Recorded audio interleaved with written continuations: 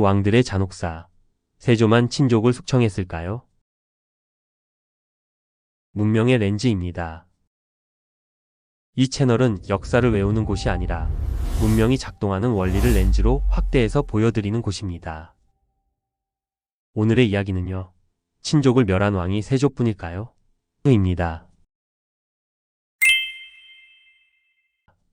여러분, 우리는 보통 이렇게 기억합니다. 조카 단종을 죽인 왕, 세조. 그래서 세조는 유난히 잔혹한 왕, 단종은 유난히 비극적인 왕으로 남아있지요. 그런데 잠깐만요. 정말 세조만 그랬을까요? 조선 왕실의 족보를 조금만 들춰보면 이건 왕실 가계도가 아니라 거의 생존 게임 규칙서처럼 보입니다. 형제가 형제를 의심하고 삼촌이 조카를 밀어내고 왕이 되기 전에는 충성서약을 하다가도 왕좌가 눈앞에 보이는 순간 혈연은 갑자기 정치 변수가 되어버립니다. 오늘은 세조만 친족을 죽였을까요? 이 질문 하나로 우리가 잘못 알고 있던 조선 왕실의 진실을 추적해 보겠습니다. 그리고 마지막에는 왜 문명은 가족을 가장 안전한 울타리가 아니라 가장 위험한 경쟁자로 바꾸는지까지 함께 보겠습니다. 역사책은 종종 사건을 한 사람의 성격으로 설명합니다. 세조는 야심가였다. 광해군은 패륜의 군주였다. 태종은 냉혹했다. 물론 맞는 말입니다. 하지만 거기서 멈추면 중요한 걸 놓치게 됩니다. 왜 비슷한 장면이 조선에서 반복되었는가? 왜 왕실에서만 유독 친족이 가장 위험한 존재가 되었는가? 이 질문을 던져야 비로소 상식이 깨집니다. 왜냐하면 왕실에서 가족은 가족이기 전에 언제든 왕이 될 수 있는 사람들이었기 때문입니다. 즉 피는 물보다 진했지만 왕위 앞에서는 명분보다도 얇아질 수 있었던 것입니다. 세조 이야기로 바로 가기 전에 우리는 한 사람을 먼저 만나야 합니다. 바로 태종 이방원입니다. 많은 분들이 태종을 강력한 군주, 세종대왕의 아버지, 조선의 기틀을 다진 왕으로 기억하십니다. 그 평가 자체는 틀리지 않습니다. 하지만 그 기틀이 놓이는 과정은 결코 평화롭지 않았습니다. 1398년 제1차 왕자의 난. 이방원은 정도전 세력과 함께 이복 동생 방석과 방번을 제거합니다. 명분은 왕위 계승을 둘러싼 충돌이었지만 결과만 놓고 보면 조선을 세운 왕실이 건국 직후부터 이미 혈육 사이의 피바람으로 흔들렸다는 뜻입니다. 왕실 첫 가족회의가 아니라 거의 첫 권력 정리회의였던 셈이지요. 그런데 여기서 끝이 아닙니다. 태종은 왕이 된 뒤에도 왕권을 위협할 수 있는 외척을 계속 제거합니다. 대표적으로 천하 민무구 민무질, 그리고 뒤이어 민무휼 민무회까지 사사됩니다. 이 대목이 중요합니다.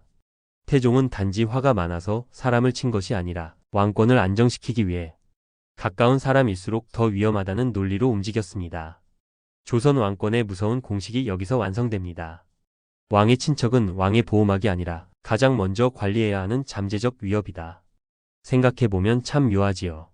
백성 입장에서는 왕실이니까 서로 도와야 하는 것 아닌가 싶은데 왕실 안에서는 오히려 그 반대였습니다.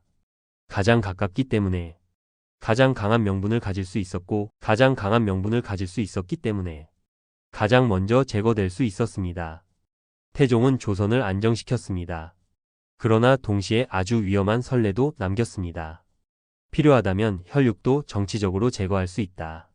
그리고 그 선례는 훗날 세조에게서 훨씬 더 노골적으로 폭발합니다. 이제 세조입니다. 조선사에서 가장 유명한 친족 숙청의 상징이지요. 세조는 원래 수양대군이었습니다. 문종이 일찍 세상을 떠나고 어린 단종이 즉위하자 수양대군은 1453년 계유정난으로 정권을 장악합니다. 그리고 1455년 결국 단종에게 양위를 강요합니다. 이후 단종은 유배되고 1457년에는 결국 죽음을 맞습니다. 단종의 최후를 둘러싸고 자결설과 타살설이 엇갈리지만 적어도 정치적 책임의 방향이 어디를 가리키는지는 조선 후기까지 계속 논쟁의 핵심이었습니다. 그런데 세조를 단지 조카를 밀어낸 삼촌으로만 기억하면 반쪽짜리 이해입니다. 세조는 단종만 정리한 것이 아니었습니다. 같은 세종의 아들이자 동생인 안평대군은 계유정난 직후 사사되었고 단종을 지키려 한 금성대군도 결국 복위운동과 관련해 처형됩니다. 즉 세조는 조카를 넘어 자기 세대의 형제 정치까지 정리한 셈입니다. 왕자를 중심으로 친족 관계가 한 번 더 갈라진 것이지요. 여기서 역사가 무섭습니다. 세조는 흔히 유난히 나쁜 사람처럼 기억되지만 사실은 태종이 만든 공식을 더 거칠게 실행한 인물이기도 합니다. 정통성이 약할수록 대체 가능한 혈통은 더 위험해집니다. 단종은 너무 어렸지만 너무 정통했고 안평대군과 금성대군은 너무 가깝지만 너무 상징적이었습니다. 세조 입장에서 왕자는 앉는 순간 끝나는 자리가 아니라 앉은 뒤부터 매일 지켜야 하는 자리였던 것입니다. 그래서 세조의 비극은 단순히 나쁜 삼촌의 이야기가 아닙니다. 이건 조선 왕실이 정통성과 혈연이 충돌할 때 어떤 선택을 하는가를 보여주는 가장 잔혹한 실험이었습니다. 그리고 이 실험은 끝나지 않습니다. 세대가 바뀌고 전쟁이 지나가도 조선 왕실은 다시 같은 질문 앞에 서게 됩니다. 왕위가 먼저인가? 가족이 먼저인가? 광해군 시대에 가면 이 질문은 또 다른 방식으로 폭발합니다. 광해군은 참 묘한 왕입니다. 한쪽에서는 임진왜란 뒤 나라를 수습하고 대동법과 전후 복구, 실리 외교를 시도한 군주라고 평가합니다. 다른 한쪽에서는 임해군, 영창대군, 임목대비 문제를 이유로 끝내 폐모살제의 상징으로 기억합니다. 실제로 한국민 종문화 대백과도 광해군이 정적 제거에 집착하고 임목대비 유패라는 무리수를 두었다고 정리하면서 동시에 외교와 복구 정책의 공도 함께 적고 있습니다. 즉 광해군은 흑백으로 자르기 어려운 왕입니다. 하지만 오늘 주제에서 중요한 건 하나입니다. 광해군 역시 왕위를 위협할 수 있는 가장 가까운 혈육을 두려워했다는 점입니다. 영창대군은 선조의 적자였습니다. 광해군에게는 이복 동생이지만 정통성의 상징으로는 너무 강했습니다. 1613년 개축옥사 이후 영창대군은 서인으로 강등되어 강화도에 위리안치되었고 1614년 결국 죽음을 맞습니다. 기록에는 굶겨 죽게 했다는 서술, 뜨거운 방에서 증살했다는 서술, 다른 방식의 기록까지 엇갈리지만 공통점은 분명합니다. 영창대군의 존재가 광해군 정권의 지속적인 위협으로 인식되었다는 점입니다. 그리고 임목대비 문제. 광해군은 결국 임목대비를 유패합니다. 이 장면에서 조선은 마침내 왕이 이복 동생을 제거하고 계모를 폐한다는 가장 파괴적인 윤리적 충격에 도달합니다. 그래서 광해군은 단지 잔혹해서 욕을 먹은 것이 아닙니다. 그는 조선 사회가 가장 중요하게 여긴 효와 친족 질서를 정면으로 건드렸기 때문에 더 치명적으로 무너졌습니다. 즉 세조의 문제는 정통성의 폭력이라면 광해군의 문제는 정통성과 윤리의 정면 충돌이었던 셈입니다. 그런데 역설적이지요. 외교와 개혁에서는 현실적이었던 왕이 가장 사적인 왕실 문제에서는 오히려 가장 비극적인 결말로 들어갑니다. 바로 이 지점이 광해군을 한국사에서 가장 논쟁적인 왕으로 만듭니다. 유능한가? 어느 정도 그렇습니다. 잔혹한가? 그 또한 부정하기 어렵습니다. 그리고 이 모순은 왕권이라는 제도가 얼마나 사람을 비정한 선택으로 몰아가는지 보여줍니다. 이제 질문을 바꿔보겠습니다. 왜 하필 가족이었을까요? 인류학적으로 권력은 늘 혈연과 결합합니다.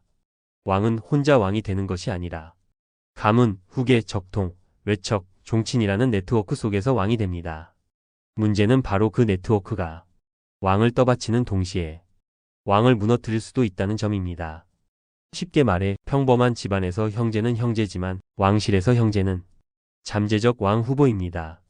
조카는 귀여운 조카이기 전에 정통성의 핵심일 수 있고 적자는 그냥 어린아이가 아니라 언제든 정치 세력이 결집할 수 있는 깃발입니다. 그러니 조선 왕실은 가족이 가장 가까운 사람인 동시에 가장 위험한 사람인 이상한 구조를 갖게 됩니다. 세조만 그런 것이 아니고 태종만 그런 것도 아니며 광해군만 그런 것도 아닙니다.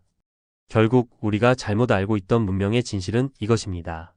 조선 왕실의 비극은 누가 더 잔인했느냐의 문제가 아니라 왕위 계승이 불안한 체제에서 혈연이 얼마나 쉽게 정치적 위협으로 변하는가의 문제였다.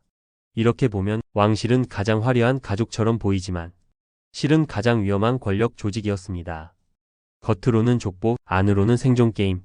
바로 그것이 조선 왕실의 냉혹한 현실이었습니다.